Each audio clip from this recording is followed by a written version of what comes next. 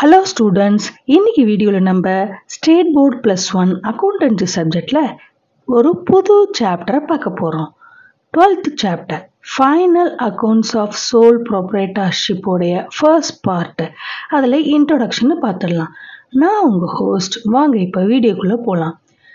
Business entities raise funds, acquire assets and incur various expenses for the purpose of carrying on business operations and earning income from such operations. இப்போ business என்டிட்டிஸ்னால் companies என்ன பண்ணுவாங்க, ஃபண்ட்ஸை race பண்ணுவாங்க, அதுக்கப்புறம் அசட்ஸை வாங்குவாங்க, அதுக்கப்புறம் அதில் various expenses நடக்கும். எந்த பர்பஸுக்காக? பிஸ்னஸ் ஆப்ரேட் பண்ணுறதுக்காக. And then income from such operation. இப்போ ஃபைனல் அக்கௌண்ட்ஸ்னாலே இந்த நேம்லேயே பாருங்கள், last step of accounting process. Sole ப்ரொப்ரைட்டர்ஷிப்னா இந்த இடத்துல சிங்கிள் ஓனர். இப்போ last step of accounting process தான் ஃபைனல் அக்கௌண்ட்ஸ். இல்லை raise means what is that? Raise funds obtains capital from external sources.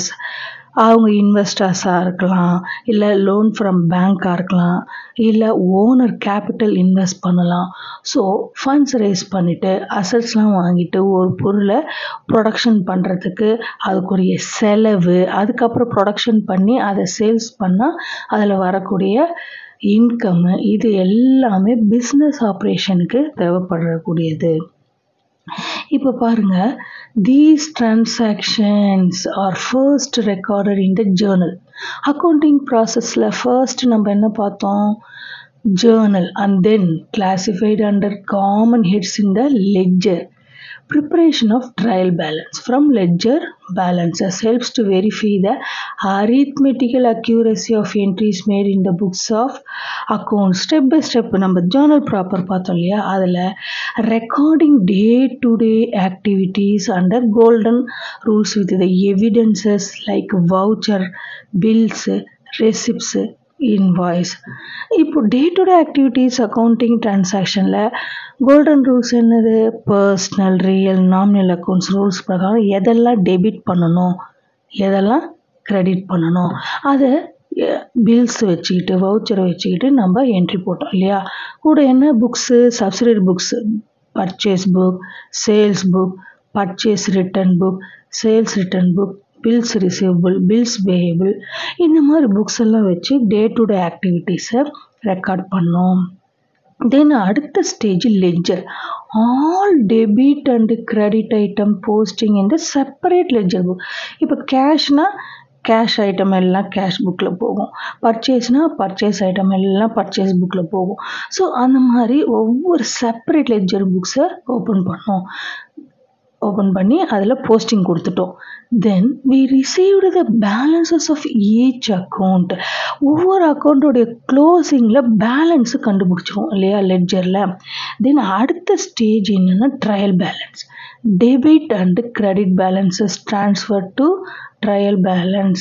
Assets having debit balances and expenses, liabilities having credit balance. இது ரெண்டு காலமாக பிரித்து all the debit items and all the credit items trial பேலன்ஸில் போட்டோம். அதுக்கப்புறமா தான் இந்த final stage தான் financial statement. The business entities are interested in knowing periodically the results of business operations carried on and the financial soundness of the business. ஒரு performance business உடைய soundness, எவ்வளோ capacity இருக்குது, எவ்வளோ அமௌண்ட் இருக்குது, அது bank லோனை திருப்பி அதை கம்ப்ளீட் பண்ணுறதுக்கு தேவைப்படக்கூடிய அமௌண்ட் இருக்கா, ப்ராஃபிட்டில் இருக்கா, இல்லை லாஸில் இருக்கா அப்படின்றத ஃபினான்ஷியல் பொசிஷனை தெரிஞ்சுக்கிறதுக்கு இந்த ஃபைனல் அக்கௌண்ட்ஸ் யூஸ்ஃபுல்லாக இருக்கும். In other words, they want to know the profitability and financial position of the business. Profitability கண்டுபிடிக்கிறதுக்கு யூஸ்ஃபுல்லாக இருக்கும். These can be ascertained by preparing final accounts R financial ஸ்டேட்மெண்ட்டுன்னு சொல்லலாம். அதர் நேம் என்னது? ஃபைனல் அக்கௌண்ட்ஸுக்கு financial statements. The final accounts are usually prepared at the end of the accounting period on the basis of balances of ledger accounts shown by the trial balance.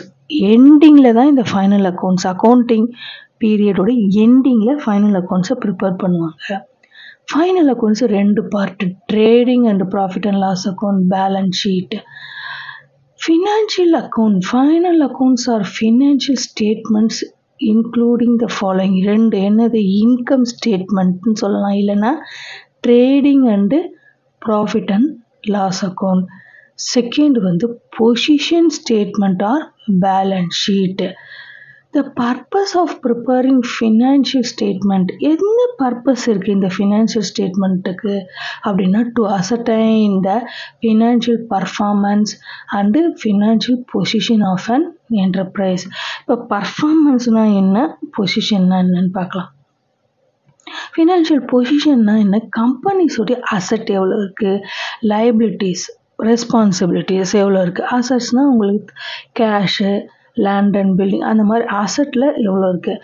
அதே performance means a company generate revenue and profit over a specific period.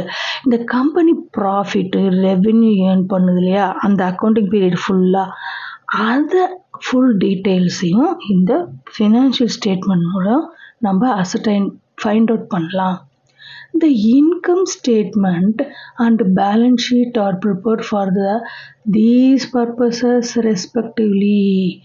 Income statement gives the manner in which profit or loss of an accounting period is arrived. சரி, income statement வச்சுட்டு ப்ராஃபிட்டா இந்த பிஸ்னஸில் இல்லை loss வந்திருக்கான்றதை identify பண்ணிடலாம். தென் revenues, எவ்வளோ வருமானம் earn பண்ணியிருக்காங்க. அப்புறம் எக்ஸ்பென்சஸ் இன்கர்ட், எவ்வளோ செலவாயிருக்கு. To earn a revenues during the period shown in the income statement under appropriate heads as per matching principle. All the nominal accounts relating to goods during an accounting period are to be considered only in the relevant account period, not to be carried forward. Moreover, only these items compared for determining the financial performance. Hence, at the close of the accounting period, all nominal accounts, அது எக்ஸ்பென்சஸாக இருக்கலாம், loss, revenue, gains, purchase return, sales return, இது எல்லாமே closed by transferring to the income statement or trading and profit and loss account. இந்த எல்லா அக்கௌண்ட்டோடைய பேலன்ஸும் எந்த அக்கௌண்ட்டுக்கு போகும், ட்ரேடிங் ஃபைனல் அக்கௌண்ட்ஸோடைய ஃபஸ்ட்டு ஸ்டெப்பில் trading and profit and loss அக்கௌண்ட்டுக்கு ட்ரான்ஸ்ஃபர் பண்ணணும். எதுலேருந்து, லெட்ஜர்லேருந்து. while transferring the items is desirable, the results of buying and selling of goods and the results of overall operations financial performance are given separately. இப்போ buying of கூட்ஸாக இருக்கட்டும், இல்லை selling of கூட்ஸாக இருக்கட்டும், இதோட result என்ன, இந்த ஆப்ரேஷனோட ரிசல்ட் என்ன, performance என்ன அப்படின்றது செப்பரேட் அக்கௌண்ட்டில் என்ட்ரி போடுறோம்.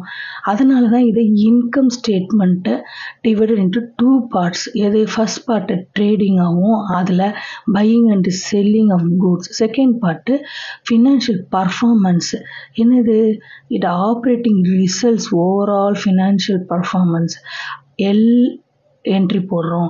All the direct expenses items relating to goods transfer to trading account which is first part of income statement.